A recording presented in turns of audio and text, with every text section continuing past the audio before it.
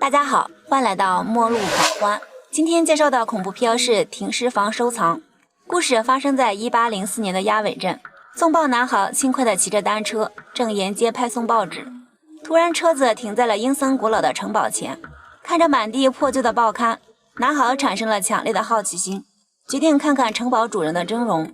他小心翼翼地来到了大门前，怯怯地按响了门铃，却没人回应。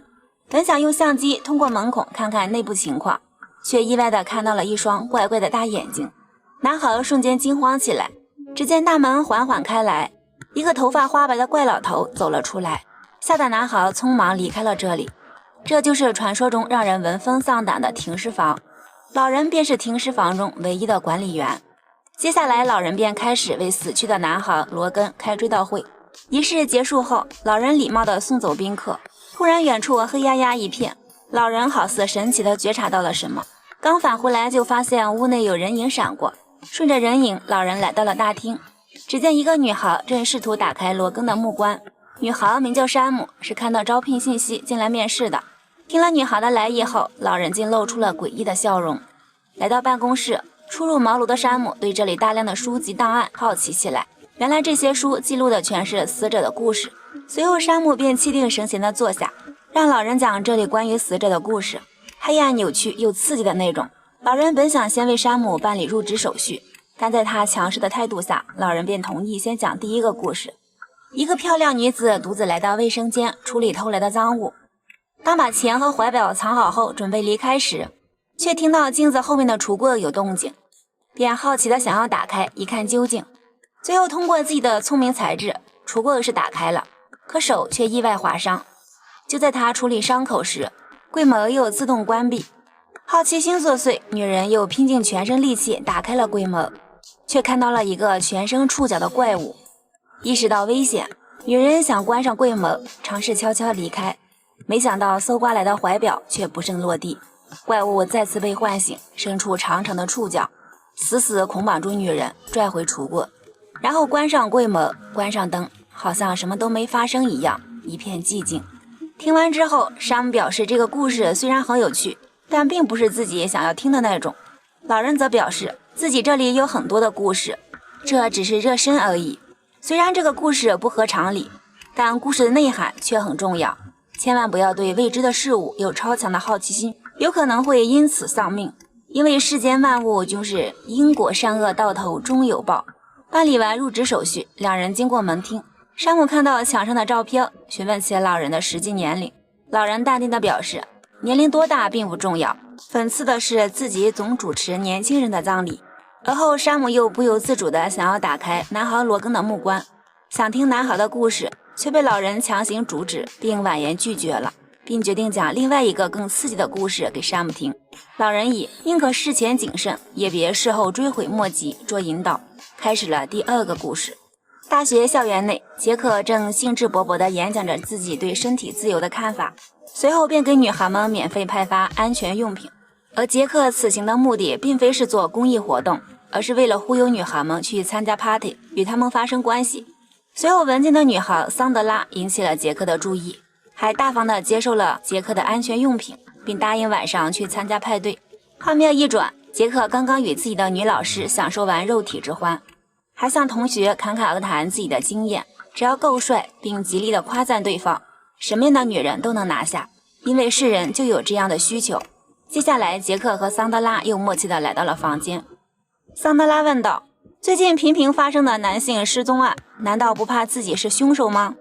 此时的杰克根本听不进去，只想尽快开始。桑德拉温馨提示务必要使用安全用品，但杰克却当作耳旁风，为寻求刺激，竟把安全用品扔到了一边。一觉醒来，杰克发现桑德拉已经离开，还在镜子上留下了他的联系方式，但杰克只想玩一玩，根本不想与他联系，便习惯性的顺手抹掉了镜子上的号码。可紧接着他就感觉异常恶心，还惊奇地发现腹部出现很多红斑和水泡。到医院检查后，竟被告知已怀孕。本想通过紧急避孕药来缓解症状，没想到药全部被吐了出来，而且肚子也瞬间凸起。此时他才想起桑德拉留下的联系方式，可是号码早已模糊不清。尝试多次之后，终于联系上了桑德拉，并约好稍后见面。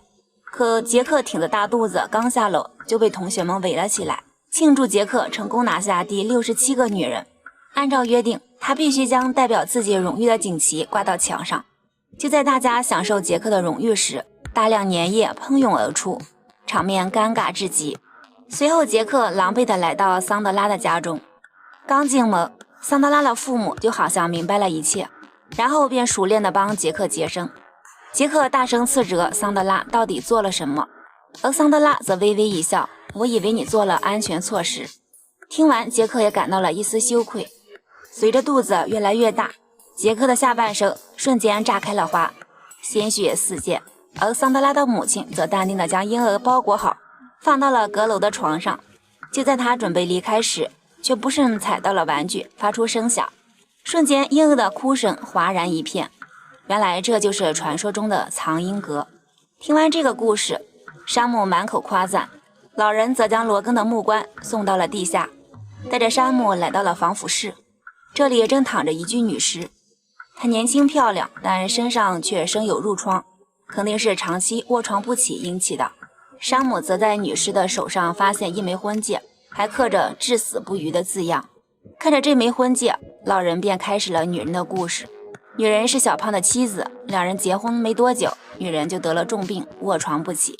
小胖并没有因此嫌弃妻子，依旧不离不弃。可时间长了，世人都会被这种无形的折磨产生厌恶感，再加上厚厚的逾期罚单，小胖很是无奈。医生理解小胖的苦衷，也深知他的妻子无法康复，便留下了几粒胶囊，好心暗示小胖，这种药一天如果服用超过2次，就会悄无声息地死去，而且不会被人发现异常。晚上，小胖就做了一桌子好吃的，特意给妻子精心打扮了一番，并买了妻子最喜欢的北极兔送给他。吃了这顿最后的晚餐，两人就阴阳两分隔了。看着妻子呆滞的眼神，小胖下定决心，把药倒进碗里喂给妻子。刚喝了几口，妻子就全身抽搐。看着妻子难受的模样，小胖心痛不已，便急忙解开了固定妻子的腰带，强迫她把刚喝下的粥再吐出来。事情发展到这种地步，小胖也是后悔莫及。没想到身体瘫软的妻子竟一头栽到了北极兔上。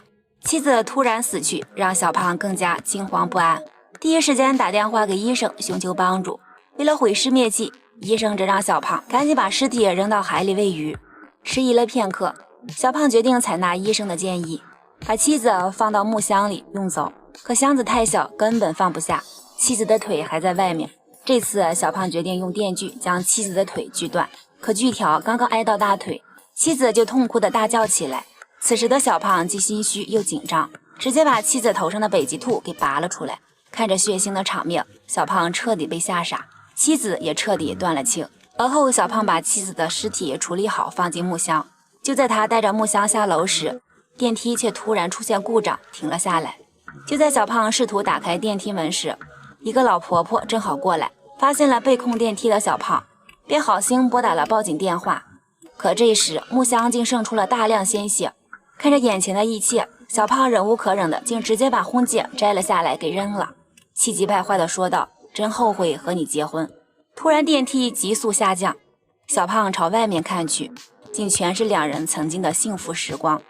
此时面目全非的妻子却犹如怪兽一般从箱子里飘了出来，把扔掉的戒指给小胖戴上，然后深情的相拥亲吻。当警察赶到后，看着神经兮兮的小胖，只好把他送到了疯人院。听完这个故事，山姆表示讨厌故事结局，谁遇到小胖的情况都会这么做，为什么他要为此受到惩罚？老人解释道：这就是命，谁也改变不了，而小胖的命就是要在疯人院里度过余生。而后两人又来到了存放尸体的地下室，山姆发现老人讲的故事都是有规可循，恶人终将遭到报应，但山姆并不这么认为。当老人正准备火化罗根的尸体时，山姆着急了，因为他不是来应聘工作的，而是专门来看木棺里的男孩罗根的。而且山姆认为因果报应都是人们幻想出来的，而现实中却总是坏人取胜，罗根就是最好的证明。哭诉着想要见罗根最后一面，因为他的死都是自己造成的。看到惨死的罗根后，山姆便开始给老人讲关于罗根的故事。案发当晚，山姆一个人在家里看电视，突然接到房主的电话，可能会晚些回家，所以希望山姆能照顾他们的孩子罗根去睡觉。当山姆来到房间时，罗根早已睡去。而后山姆来到厨房做美食，此时电视里则紧急插播了一条新闻：疯人院暴乱，警方希望附近的居民锁好门窗，千万不要外出。然而山姆并没有发觉危险逼近，不仅悠哉地看着烤箱内的食物，还出去倒垃圾。回来时也并没有发现窗户上的玻璃已经被人打碎。当他回到屋内，只见一个头部受伤的壮汉正坐在沙发上。山姆第一时间来到厨房，拿起菜刀，刚一转身就发现壮汉站在自己身后。壮汉并没有袭击山姆，山姆也打算帮他处理一下伤口。就在这时，电话铃声响起，壮汉警告山姆不用接听电话，直到电话自动转入留言，才发现是房主打来的。因为房主听到疯人院暴动，有个专杀小孩的杀人狂逃了出来，便打电话提醒山姆锁好门窗，保护好孩子，等他们回家。壮汉则瞅了瞅房间内小孩的玩具和贴画，此时山姆感觉眼前的壮汉肯定就是那个杀人狂，便趁他不注意，把壮汉的手放进了绞肉机里。虽然他疼痛难忍，但还是给了山姆致命一击。这时电话再次响起，而壮汉拿起电话却什么都没说，只是一个劲地惨叫。这时山姆也缓过神来，从背后死死搂住了壮汉的脖子，把他的耳朵撕了下来。而壮汉也把山姆重重地摔在地上，无法动弹。紧接着壮汉来到罗根的房间，却并没有看到罗根。这时山姆也拿着消防钩来到了罗根的房间。经过一番激烈的厮打，山姆被击倒在地，意识到自己不是壮汉的对手，便艰难地向外爬去。壮汉本想掐死山姆，就在山姆即将窒息时，却对壮汉说了句：“你不是凶手。”壮汉听后老泪纵横，松开了双手。山姆刚爬起来，就把毫无防备的壮汉推下了楼。当摔晕的壮汉刚睁开眼，山姆就气愤地说道：“你毁了我的晚餐，去死吧！”说完便举起电视向壮汉的头上砸去。此时房主夫妇回来，看到屋内一片狼藉，发现他们雇佣的特工山姆也被炸死。原来这个壮汉才是负责保护罗根的特工山姆。此时沾满鲜血的电视又紧急插播了一则新闻。原来从疯人院里逃出来的变态杀人狂是女性，名叫夏洛特，绰号湾泽雅仙，被判有12项谋杀罪。最终房主夫妇在厨房的烤箱里找到了他们的孩子罗根。听完故事，老人不解地问夏洛特为何还要来这里找尸体。夏洛特则取下罗根的一颗牙后，把木棺推进了焚尸炉。做完这一切，他又将匕首插进了老人的腹部。此时的夏洛特依然认为只有恶人才会一直赢。就在他准备离开时，身受重伤的老人竟发出了诡异的笑声，这致命一刀好像并无大碍。随后老人说道：“你讲的故事犯了致命罪，而你却低估了你的听众，现在这份工作是你的了。”意识到不对劲，夏洛特便急忙撤离。可当他打开大门后，却发现自己已经进入了一个无限循环，根本逃不出去。无奈之下，夏洛特四处逃窜，闯进了档案室。这里重放的全是死者的故事。老人告诉夏洛特：“我曾经和你一样，以为自己可以无视法则，但后来发现事实并非如此。纵观历史，故事的讲述者总在提醒我们，凡事必有因果，凡事必有转折。”随后老人问道：“难道你不好奇这里存放的档案有多少与你相关吗？”